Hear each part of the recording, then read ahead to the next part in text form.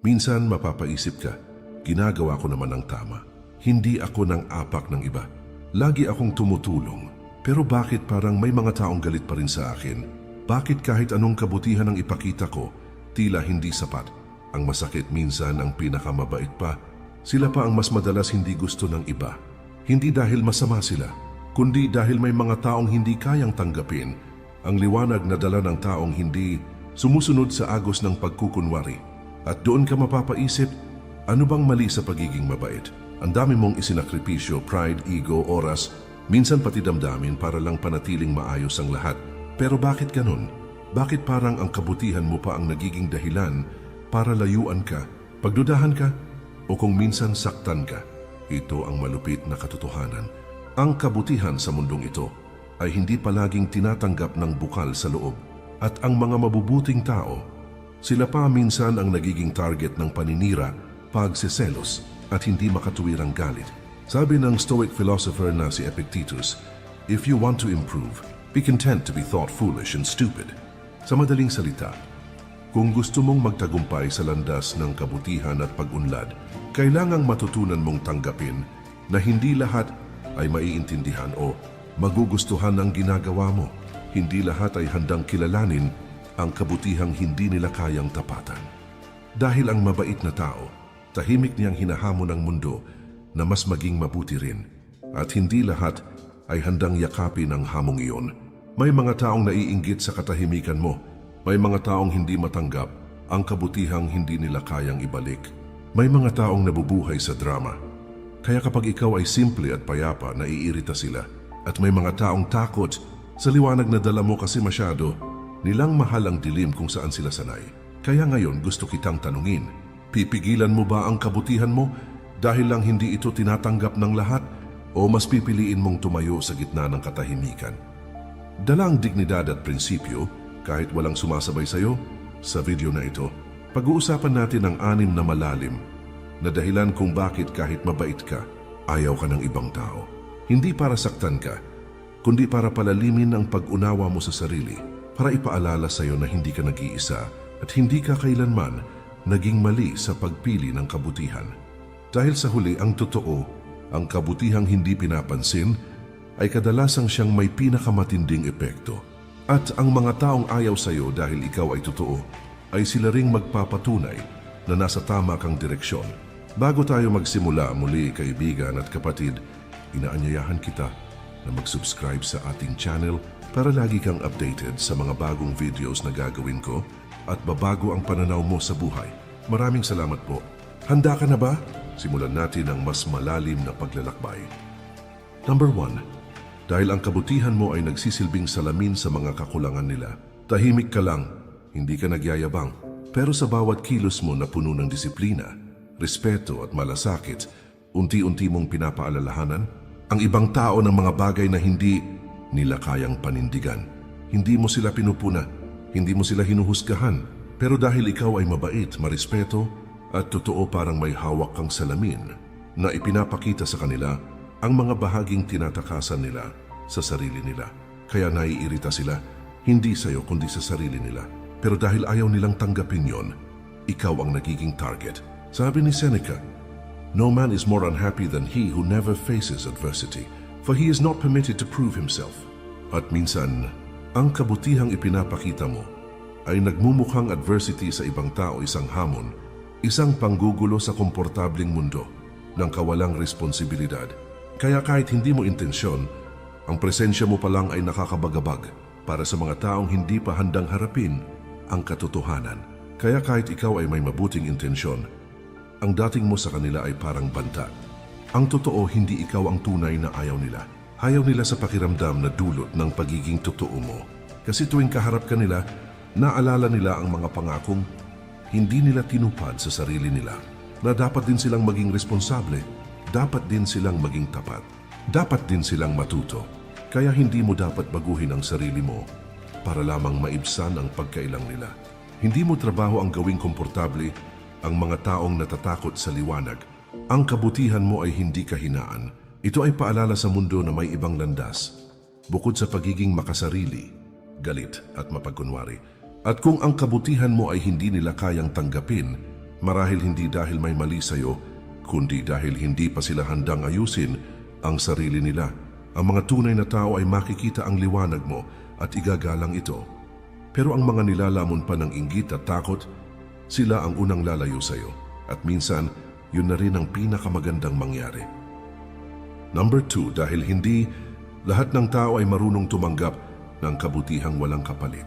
Sa mundong puno ng transaksyon, ang kabutihang walang hinihinging kapalit ay parang lihim na paninira sa sistema ng pagkukunwari. Sanay ang marami sa mundong give and take. Binigyan mo ako, binigyan kita. Tinulungan mo ako kasi may kailangan ka rin. Pero kapag dumating ang isang taong tunay, ang intensyon isang mabuting tao na nagbibigay hindi para makakuha isang kaluluwang tumutulong, hindi para masabing mabait. Ang unang reaksyon ng iba ay hindi pasasalamat, kundi pagdududa. Anong gusto niya? Siguro may kailangan lang to. Mabait, baka plastic lang.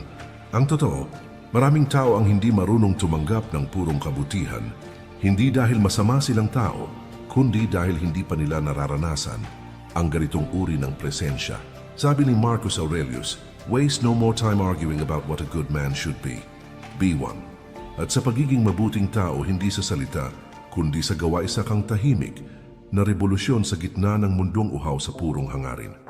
Pero ang mga taong hindi sanay mahalin, hindi sanay respetuhin, hindi sanay pagkatiwalaan, sila rin ang pinakamadaling magtayo ng pader kapag may dumarating na kagaya mo. Kasi hindi nila alam kung paano tatanggapin ang kabutihang hindi hinihingi at hindi nila alam kung paano paniniwalaan ang taong hindi naghahangad ng kapalit. Mas pinipili pa nga nila ang mga tao na gagamitin sila, basta lang yun ang pamilyar. Mas gusto pa nilang masaktan sa kilala kaysa mahalin ng totoo ng hindi sanay. Kaya minsan, kapag ikaw ay totoo, ikaw din ang unang hindi nila kayang yakapin. Hindi ito dahilan para tumigil kang maging mabuti. Ito ay paalala na ang kabutihang walang kapalit ay isang anyo ng lakas na hindi kayang unawain ng lahat. Kaya kung mabait ka at tinatanggihan ka nila, huwag kang mawalan ng loob. Hindi ka nawalan. Sila ang hindi pa handa. Ang tunay na stoic ay hindi nagbibigay upang purihin. Nagbibigay siya dahil iyon ang tama at iyon ang patuloy mong gagawin kahit pa hindi nila maintindihan. Number 3. Dahil ang katahimikan mo ay naglalantad ng ingay sa loob ng iba. Tahimik ka. Hindi ka palasabat. Hindi ka nakikisali sa chismis, away o inggitan.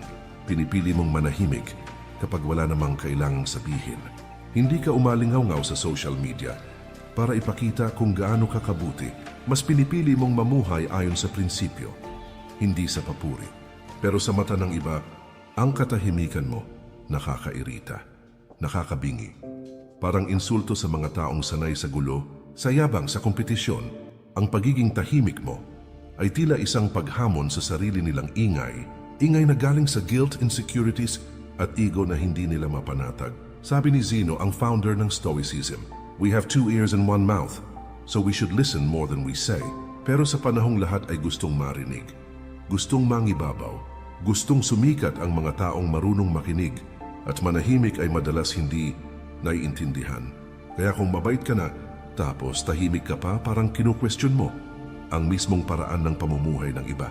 Kahit hindi mo sinasabi, parang may mensaheng dala ang presensya mo. Hindi mo kailangang magsalita para mapansin. Hindi mo kailangang manira para manalo. Hindi mo kailangang maging maingay para maging totoo. At yan ang hindi nila matanggap kasi maraming tao ang sumusubok maging makabuluhan sa pamamagitan ng ingay, samantalang ikaw, pinipiling maging makabuluhan sa pamamagitan ng pagninilay, ng pagkatao, ng virtue. Ang katahimikan mo ay hindi kahinaan. Ito'y paninindigan, ito'y disiplina. Ito ang paraan ng Stoic na sa halip na sumagot sa bawat banat, ay mas pinipiling kontrolin ang sarili kaysa kontrolin ang opinyon ng iba. Kaya huwag kang magtaka kung ayaw ka ng ibang tao dahil tahimik ka. Kasi sa totoo lang, hindi nila kayang tiisin ang sarili nila kapag kaharap ka. Ang katahimikan mo ay nagsisilbing salamin ng ingay na matagal na nilang tinatakasan. Pero tandaan mo, ang puno na tahimik, siya ring pinakamatibay. At ang katahimikan mo, kung galing sa prinsipyo, ay mas malakas pa sa kahit anong sigaw. Kung ang pagiging mabait mo ay tahimik at ang kabutihan mo ay hindi madaldal, Manatili ka diyan. Dahil yan ang kabutihang hindi kayang tapatan ng mundo na sanay sa ingay, pero hindi sa loob. Number 4. Dahil pinipili mong maging totoo kahit mas madali sanang magpanggap. Sa mundong mas pinahahalagahan ang imahe kaysa integridad, ang taong nananatiling totoo sa kabila ng tukso ng pagkukunwari ay parang kalaban ng sistema. Kapag pinili mong maging totoo, hindi lahat matutuwa. Dahil ang katotohanan, hindi palaging maganda sa pandinig, lalo na para sa mga taong sanay mabuhay sa balatkayo. Ikaw na mabait, pero hindi mapagkunwari. Hindi ka nakangiti sa harap, tapos naninira sa likod. Hindi ka nagbibigay para lang kunin ang atensyon. Hindi mo ginagamit ang kabutihan bilang maskara. Ito'y ugali mong totoo kahit walang nakakakita. At dito ka magsisimulang hindi magustuhan ng iba. Dahil ang pagiging totoo mo ay parang liwanag sa silid ng kasinungalingan. Liwanag na hindi nila hiniling, pero bigla mong dinala. Liwanag na nakakapaso sa mga matang na sanay nasa dilim. Sabi ni Marcus Aurelius, "If it is not right, do not do it. If it is not true, do not say it." At sa pagsunod mo sa prinsipyong ito, kapag pinili mong hindi makisabay sa drama, hindi sumali sa chismis, at hindi magkunwaring masaya kung hindi ka naman, nagiging banta ka sa mga taong namumuhay sa peke, sa ingay at sa ilusyon. Kasi ang totoo, may mga taong ayaw sa iyo hindi dahil may ginawa kang masama, kundi dahil hindi ka nila makontrol, hindi ka nila kayang hulmahin ayon sa gusto nilang imahe. Hindi mo kailangang patunayan ang sarili mo sa kanila, kaya nakakaramdam sila ng kawalan ng kapangyarihan. Ang pagkatao mo ay hindi palamuting ipinapakita sa social media. Ito'y pundasyon na nililok ng karanasan, paninindigan at katahimikan. Pero sa panahong uso ang peke, ang pagiging totoo ay radikal. At ang mga radikal kahit tahimik, kadalasang tinatanggihan. Hindi ito dahilan para magsimulang magpanggap. Dahil ang kabutihang may halong kasinungalingan ay hindi kabutihan, ito ay kompromiso. At ang stoic ay hindi nabubuhay para lamang maging katanggap-tanggap sa lahat. Mas pipiliin ng stoic ang mas mahirap na landas basta ito'y totoo. Dahil alam niyang ang kapayapaan ay hindi galing sa pagsang-ayon ng iba, kundi sa pagkakatugma ng kanyang gawa, salita at konsensya. Kaya kung ang katotohanan mo ay dahilan para hindi ka nila gustuhin, tanggapin mo ito. Mas mabuting mawalan ng tao kaysa mawalan ng sarili. Number 5. Dahil hindi nila matanggap na kaya mong maging payapa, kahit wala silang aprobasyon. Marami ang nabubuhay para sa validation, para sa likes, papuri at palakpak ng ibang tao. At ang totoo karamihan ay hindi gumagalaw hanggat walang pagtango ng iba. Kaya kapag ikaw ay isang taong tahimik, totoo at nananatiling payapa kahit walang tumatango sa iyo, nagiging istorbo ka sa sistemang iyon. Dahil ang hindi nila kayang gawin, nagagawa mo. Hindi ka nagpapaapekto sa opinyon. Hindi ka nanginginig kapag hindi ka pinansin. Hindi mo kinukompromiso ang prinsipyo mo kapalit ng atensyon. Sabi ni Epictetus, "Freedom is the only worthy goal in life. It is won by disregarding things that lie beyond our control." And ang isa sa mga bagay na hindi natin kontrolado ay ang iniisip ng ibang tao tungkol sa atin. Ikaw, naiintindihan mo ito. Kaya hindi ka nagmamadaling magpaliwanag kapag ayaw nila sa'yo. Hindi ka nagdedepensa kapag hindi nila nakikita ang kabutihan mo. Dahil alam mong ang katahimikan mo ay hindi kahinaan. Ito ay karunungan. Pero para sa mga taong nakasanayan na ang validation, ang presensya mo ay paalala na may mas malayang paraan ng pamumuhay, isang paraan na hindi nila kayang yakapin, at ang tawag doon ay inner peace. Payapa ka hindi dahil aprobado ka. Payapa ka kasi buo ka. Hindi mo kailangan ang atensyon para maramdaman mong may halaga ka. At para sa mga taong laging gutom sa atensyon, ang isang taong hindi umaasa sa kanila ay tila isang insulto. Isang patunay na hindi sila kailanman naging sentro ng mundo kahit pa anong ingay ang gawin nila. Kaya ka nila ayaw. Hindi dahil masama ka, kundi dahil natatakot silang hindi sila kailangan para maging masaya ang isang tao. Sa mata ng isang stoic, ang tunay na kapayapaan ay dumarating kapag natutunan mong bitawan ang mga bagay na wala sa kontrol mo, at isa na rito ang pagtingin ng iba sa iyo. Kaya kung ikaw ay mabait at may kapayapaan kahit ayaw nila sa iyo, panalo ka na. Hindi mo man narinig mula sa kanila ang salitang, "Tama ka." Ang pananatili mong totoo at buo ay higit pa sa kahit anong papuri. Number 6, dahil pinipili mong magmahal Kahit nasaktan ka na at hindi lahat kayang gawin yon. Sa mundong puno ng sugat, galit at pagtatanggol sa sarili, ang taong marunong pa ring magmahal at maging mabuti matapos siyang saktan ay isa ng uri ng revolusyon. Tahimik, mapayapa pero malakas. Isang uri ng lakas na hindi kayang unawain ng mga pusong pinili ng tumigas.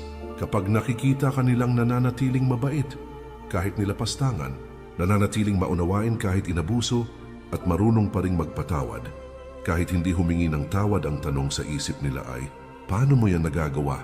At sa likod ng tanong na yan, nandoon ang takot. Takot na sila mismo ay hindi kayang maging ganyan. Takot na baka ikaw ay may alam na sila. Ay patuloy na tinatakasan ang karunungan sa loob ng sakit. Sabi ni Seneca, a gem cannot be polished without friction, nor a man perfected without trials. At totoo nga, hindi mo mararating ang ganitong lalim ng kabutihan kung hindi ka rin dumaan sa masidhing sakit, sa pagtataksil, sa pagkabigo, sa kawalan, at sa pagkalugmok. Pero ang pinagkaiba mo, hindi ka naging mapait. Hindi mo ginamit ang sakit bilang dahilan para manakit. Hindi mo hinayaang sirain ng sugat ang puso mong minsang nagmahal. At sa paningin ng iba, ito ay kahinaan, pa-victim, too nice. Masyadong mabait kaya naabuso. Pero ang totoo, ang pinakamabait na tao ay kadalasang ang may pinakamalalim na sugat.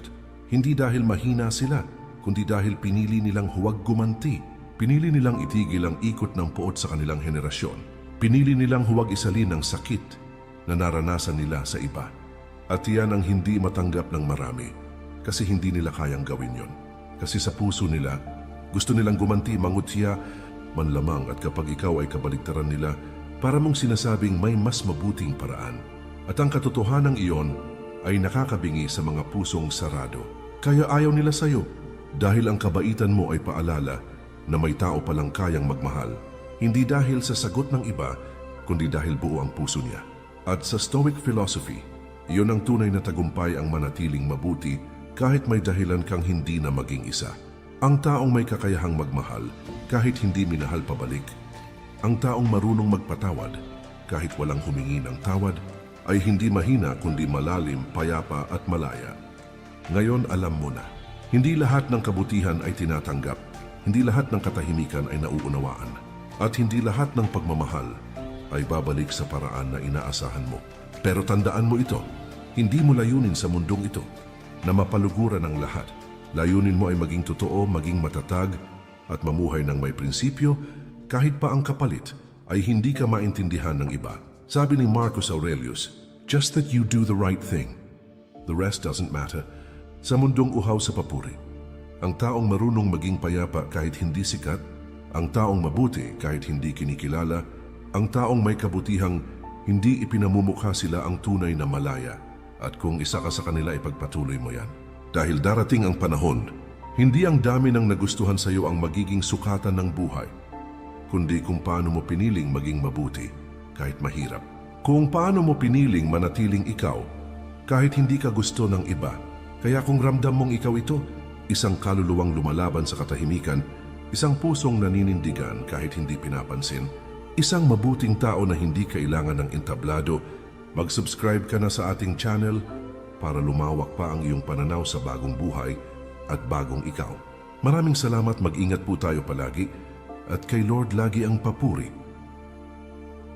Minsan mapapaisip ka, ginagawa ko naman ang tama. Hindi ako nang apak ng iba. Lagi akong tumutulong. Pero bakit parang may mga taong galit pa rin sa akin? Bakit kahit anong kabutihan ang ipakita ko, tila hindi sapat? Ang masakit minsan ang pinakamabait pa. Sila pa ang mas madalas hindi gusto ng iba. Hindi dahil masama sila, kundi dahil may mga taong hindi kayang tanggapin ang liwanag na dala ng taong hindi sumusunod sa agos ng pagkukunwari. At doon ka mapapaisip, ano bang mali sa pagiging mabait? Ang dami mong isinakripisyo, pride, ego, oras, minsan pati damdamin para lang panatiling maayos ang lahat. Pero bakit ganun? Bakit parang ang kabutihan mo pa ang nagiging dahilan para layuan ka, pagdudahan ka, o kung minsan saktan ka? Ito ang malupit na katotohanan. Ang kabutihan sa mundong ito ay hindi palaging tinatanggap ng bukal sa loob. At ang mga mabubuting tao, sila pa minsan ang nagiging target ng paninira, pagseselos, at hindi makatuwirang galit. Sabi ng Stoic philosopher na si Epictetus, "If you want to improve, be content to be thought foolish and stupid." Sa madaling salita, kung gusto mong magtagumpay sa landas ng kabutihan at pag-unlad, kailangang matutunan mong tanggapin na hindi lahat ay maiintindihan o magugustuhan ang ginagawa mo. Hindi lahat ay handang kilalanin ang kabutihang hindi nila kayang tapatan. Dahil ang mabait na tao, tahimik niyang hinahamon ang mundo na mas maging mabuti rin. At hindi lahat ay handang yakapin ang hamong iyon. May mga taong naiinggit sa katahimikan mo. May mga taong hindi matanggap ang kabutihang hindi nila kayang ibalik. May mga taong nabubuhay sa drama. Kaya kapag ikaw ay simple at payapa, naiirita sila.